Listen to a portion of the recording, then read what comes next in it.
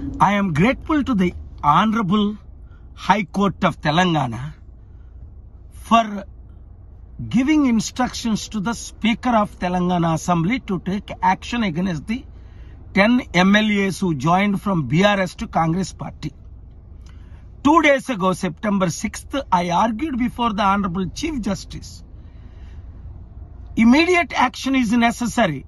Otherwise, these MLAs representing people violating the law and selling themselves as animals, as you have read it.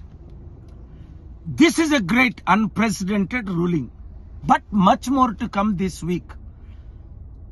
ఈ వారంలో మరలా నేను ఏ విధంగా శుక్రవారం September 6 honourable court 1 chief justice ముందు argue చేసి అస్సాంలో, హిమాచల్ ప్రదేశ్లో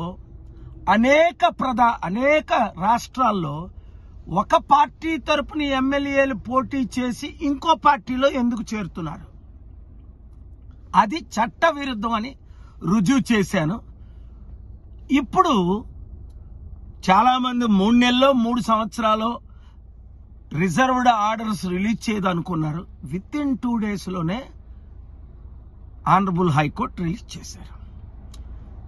తెలంగాణ నుండి దేశమంతా ఒక మార్పు తీసుకురావడానికి మీరు ప్రేయర్ చేయండి. చీఫ్ జస్టిస్ ఆఫ్ తెలంగాణ కొరకు ప్రేయర్ చేయండి. ఈ ఎమ్మెల్యేల్ని అసెంబ్లీకే ఈ నెల కూడా వెళ్ళకూడదు. ఓట్లు వేయడానికి వారికి ఇందిరాగాంధీనే కాదన్నప్పుడు ప్రధానమంత్రిని వీళ్ళు ఎలా పర్మిట్ చేస్తారు? అలహాబాద్ హైకోర్టు ఇచ్చిన ఆర్డర్ నేను ఆర్గ్యూ చేశాను. ఫ్రైడే, ఈరోజు మండే ఆర్డర్ రిలీజ్ చేశారు రిజర్వ్డ్ది. కనుక మంచి రోజులు వచ్చాయి. మీరందరూ ఓపికతో కొద్ది రోజులు మీ గ్రామ, మండల, నియోజకవర్గ స్థాయిలో కమిటీలు వేసేసేయండి.